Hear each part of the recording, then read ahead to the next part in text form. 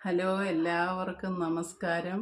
ഞാൻ അനിയത്തിയുടെ വീട്ടിൽ നിന്ന് ഇപ്പോൾ എൻ്റെ സ്വന്തം വീട്ടിൽ വന്നു. ഞാൻ ഇന്ന് ഒരു ചക്ക കുഴയ്ക്കുന്നതാണ് കാണിക്കാൻ പോകുന്നത്. നമ്മുടെ നാട്ടിൽ ഹരിപ്പാട്ടൊക്കെ പറയുന്നത് ചക്ക പുഴുക്കെന്നും പറയും, ചക്ക കുഴയ്ക്കുക എന്നും പറയും.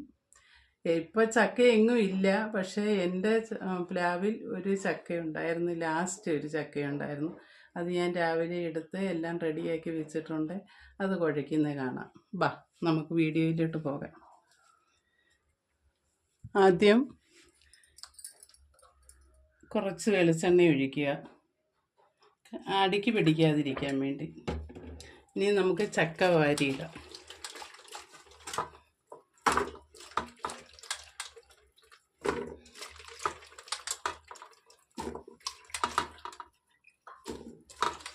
ഇപ്പം ഇത് ഒരുപാട് ചക്കയുള്ളതായിട്ട് തോന്നും, ഇത്ര ചക്കയാണോ എന്ന് വിചാരിക്കും. പക്ഷേ ഇത് വെന്ത് കഴിയുമ്പം കുറച്ചേ കാണത്തുള്ളൂ.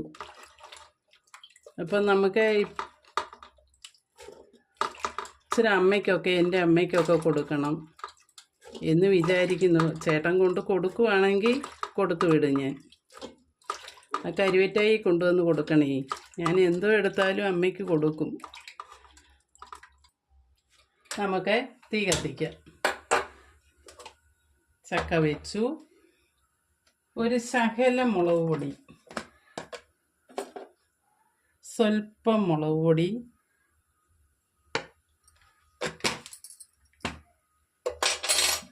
നമുക്ക് മഞ്ഞൾപ്പൊടി ചേർക്കാം.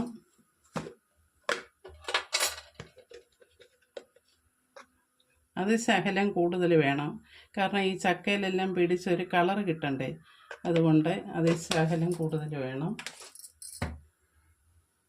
ഉപ്പ് ചേർക്കാം.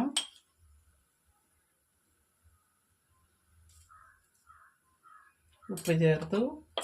ഇനി നമുക്ക് കരിവേപ്പില ഇടാം.